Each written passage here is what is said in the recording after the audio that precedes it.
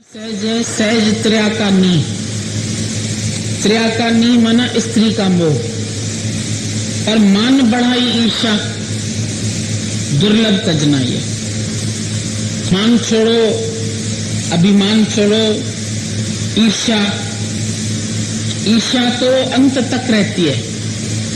संतों को भी ईर्षा होती है, ये मेरे शिष्य, ये तेरे शिष्य, ये मुझे प्यार करता था, अब तुम्हें क्यों करता है, अब तुम्हारे पास क्यों जाता है।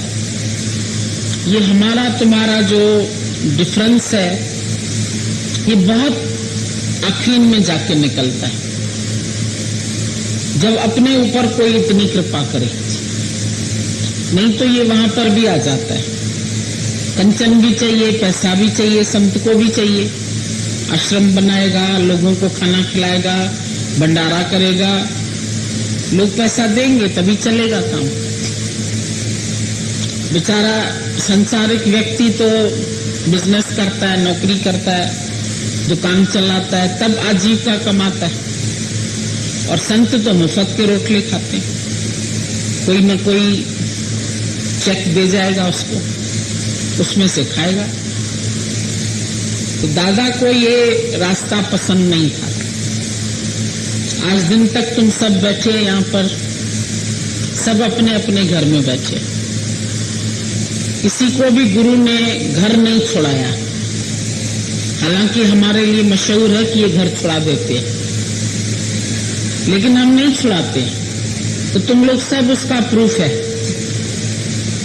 अगर हमने छुड़ाया होता तो आप सब घर छोड़ चुके होते। अगर ऐसी टीचिंग दी होती तो सब लोग अपना अपना घर छोड़ चुके होते। लेकिन अभी आप प्रेम से आके यहाँ मिले हैं, रहे हैं, मेला हुआ है, और फिर सब लोग अपने अपने घर जाएंगे। जहां जहां जिसका ठिकाना है वो उधर जाएगा। हम अपने घर जाएंगे, तुम अपने घर जाएंगे। हमने ही नहीं छोड़ा है घर, तो हम तुमसे कैसे छुड़ाएंगे। फिर जहां जिसकी प्रारब्ध है उधर उसको कर्म भी काटना है। और सत्संग के लिए बंधन आते हैं, कठिनाइयां आती है, वो भी खुद को ही काटनी है। वो तुम गुरु को आके कहेंगे तुम काटो। अब किया हुआ कर्म जिसका, काटना भी उसी को ही है। जो जो कर्म की जिसको सजा मिली है, उसको उसी कर्म को वहीं से ही काटना है। मन भागना चाहता है और गुरु भगाता नहीं है, गुरु जगाता है। ये अलग बात है कि किसी को शौक है ज्ञान का, गुरु से प्यार है, तो आके हमारे पास रहते भी है। कोई 1 महीने के लिए भी रहता है, कोई 2 महीने के लिए भी रहता है। किसी की मर्जी होती है, बच्चों की फ्री है घर से, तो 6 महीना भी रहता है। पर गुरु के पास रहना ये मतलब नहीं है कि उसने घर छोड़ दिया। ऐसे तो आपके बच्चे भी पढ़ाई के लिए हॉस्टल चले जाते हैं, हॉस्टल में जाके रहते हैं, वहां भी बैठ करके वो पढ़ाई करते हैं, 5-5 साल हॉस्टल में रहते हैं। फिर लड़कियों को वहां सर्विस मिलती है, तो वहां भी वो एक हॉस्टल बना के वहां रहते हैं। आपस में 4 लड़कियां तो हॉस्टल की तरह एक फ्लैट ले लेते हैं, वहां पर रहते हैं। तो जैसे उस पढ़ाई के लिए थोड़े दिन के लिए तुम गृहस्थ छोड़ते, ऐसे इस पढ़ाई के लिए भी कुछ समय के लिए गुरु का साथ लेना जरूरी होता है। क्योंकि बिना गुरु के कोई भी पार न पाए, गुरु बिना कोई पार न पाए, प्रेम बिना कोई पार न पाए। प्रेम के बिना कोई पार हो नहीं सकता है। और प्रेम भी किससे हो? सच्ची आशिकी होती है परमात्मा से। गुरु हमारे लिए मनुष्य रूप में आता है, और मनुष्य रूप में आके हमको जीने की कला सिखाता है, रहने का तरीका सिखाता है, छुड़ाता है। पर क्या? तुम्हारी बीमारी। अगर डॉक्टर तुम्हारी बीमारी नहीं छुड़ाए तो फिर डॉक्टर किस काम का? और बीमारी सबसे बड़ी कौन सी है? तुम्हारे अंदर की आसक्तियां।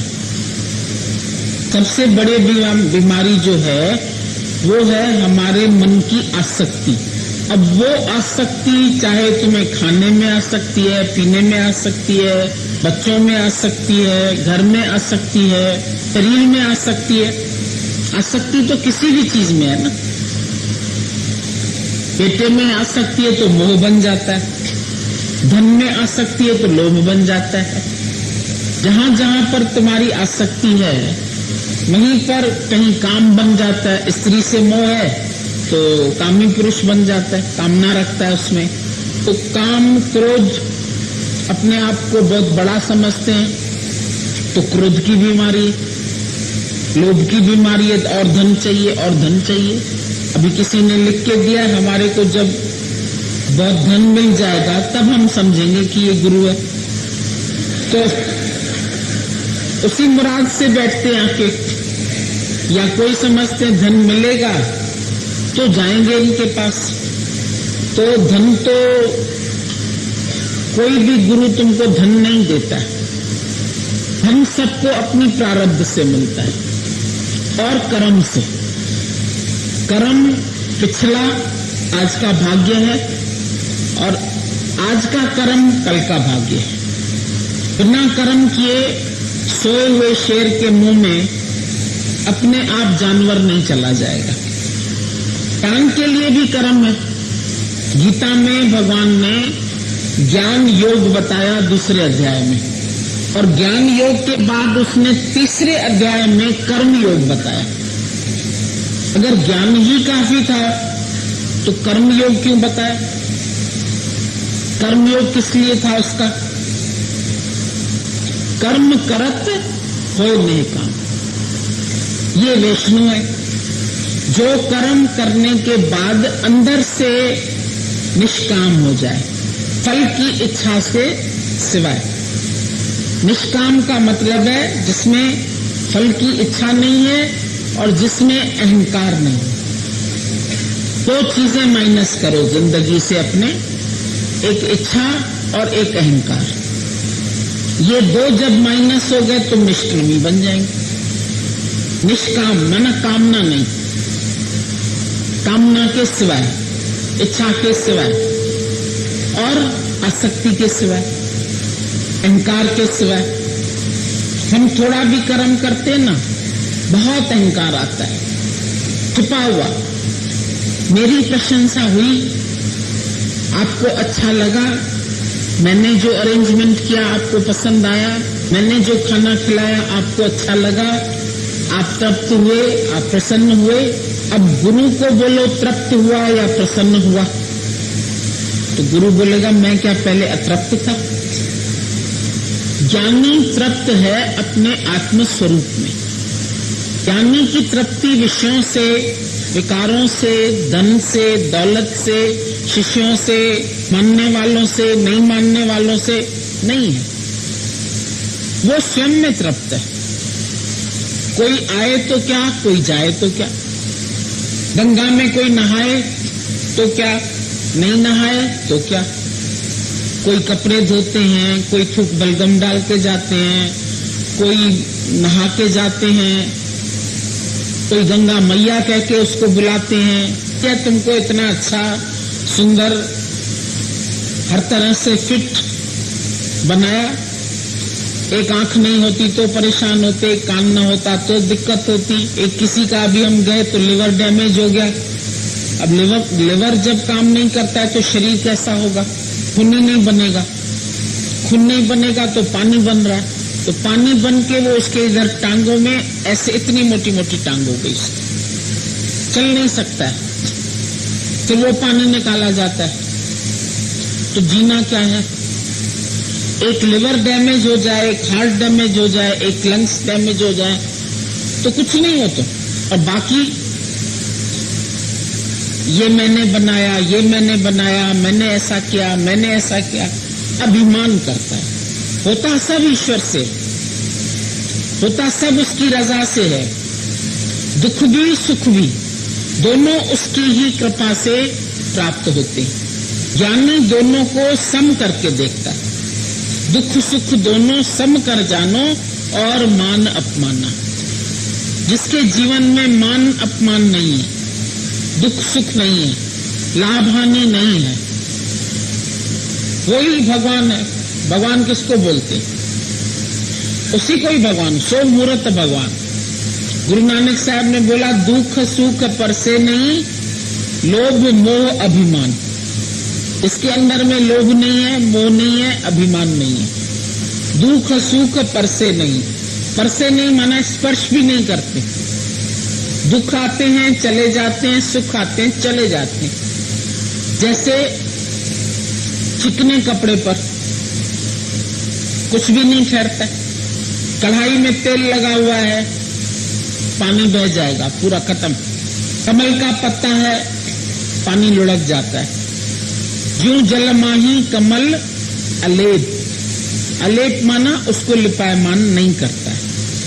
ज्ञानी को कोई दुख लिपायमान नहीं करते हैं, आते हैं चले जाते हैं, आते हैं चले जाते हैं। जैसे सड़क पर लोग जाते हैं, आते हैं, जाते हैं, आते हैं, हमारा उनसे कोई वास्ता नहीं है। इसी तरह ख्याल भी आते हैं चले जाते हैं, मोह आता है चला जाता है, दुख आता है चला जाता है, सुख आता है चला जाता है, बीमारी आती है चली जाती है। हम उसको पकड़ के घर में नहीं बिठाते। मतलब बीमारी मैं मेरे को है ऐसा नहीं समझते। मैं बीमार हूं नहीं, मैं तो हमेशा स्वस्थ हूं। जो स्व में स्थित है वो स्वस्थ है। स्व माना आत्मा, स्वरूप, अपना आप स्थित हो जाओ, वो स्वस्थ है, वो निरोग है। रोग मुझ में नहीं है, रोग शरीर में है।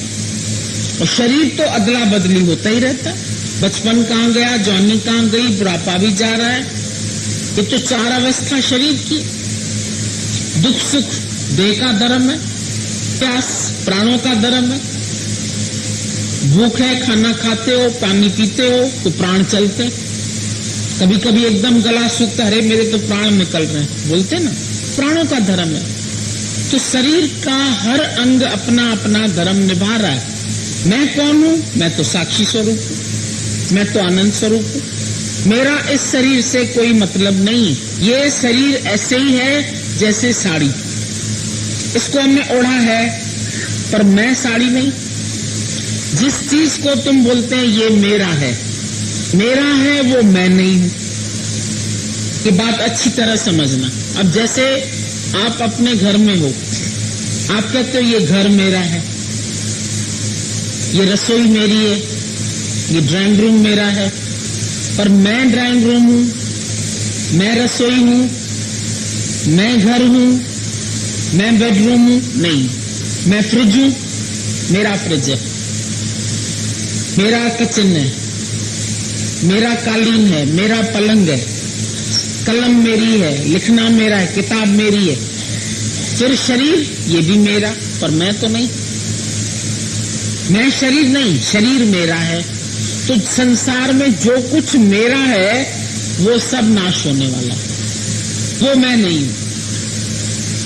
मैं अलग हूं, मेरा अलग है। जो मेरा है वो मिथ्या है, जो मैं हूं मैं शाश्वत हूं।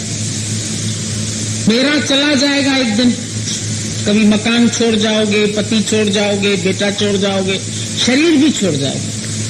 तो तन उपजो संग ही, वो भी संगी न होया। अब जागले रे मन जागले, कहां गफलत सोया, कहां गफलत में सो रहे हो तुम?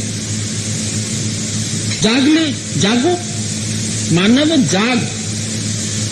जागते क्यों नहीं? अपने स्वरूप में जागो, अपने आत्म स्वरूप में आ जाओ, स्वस्थ हो। बीमार वो है जो शरीर को मैं मान के बैठा है। अपने को देह मानना सबसे बड़ा ये पाप है। सब पाप इसके पुत्र है, सब पापों का ये बाप है। सब पापों का बाप है अपने को देह मानना। अपने को ब्रह्म जानना सबसे बड़ा ये जाप है। मैं ब्रह्म हूं, मैं ब्रह्म हूं, सबसे बड़ा ये जाप है। सब जाप उसके पुत्र है, अब सब जापों का ये बाप है। अपने को ब्रह्म निश्चय करना सबसे बड़ा जप।